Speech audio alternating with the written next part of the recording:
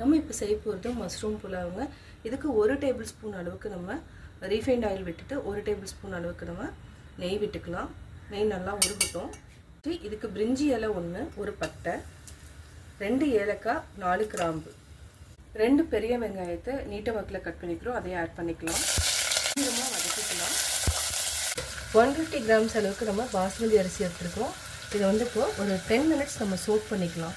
2 பச்சை மிளகாய், 1 table spoon அளவுக்கு இஞ்சி பூண்டு பேஸ்ட் சேர்த்து நல்லா வதக்கிக்கலாம். பச்சை வாசனை போகிற வரைக்கும். 1 கைப்பிடி புதினாவை பொடியாக நறுக்கிருக்கிறோம். அதையும் ஆட் பண்ணிக்கோங்க.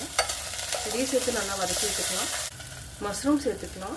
மஷ்ரூமை பொடியாக நறுக்கிக்கலாம். அதாவது 2ஆக கட் பண்ணிவிட்டு ஆட் பண்ணிக்கோங்க. இப்போ நல்லா பரட்டி விடுங்க. உப்பு சேர்த்துக்கலாம். உப்பு சேர்த்துட்டு ஒரு 30 செகண்ட் வதக்கிட்டு நம்ம தண்ணியை ஆட் பண்ணிக்கலாம். நம்ம இந்த டம்ளரில் 1 டம்ளர் அரிசி போட்டிருக்கோம். நம்ம வந்து 3 டம்ளருக்கு பதிலாக 2 டம்ளர் தண்ணி விட்டுக்கலாம். 1/2 டம்ளர் கம்மியாக விடுங்க, ஏன்னா பாஸ்மதி அரிசி இல்லைன்னா குழஞ்சி போயிடும்.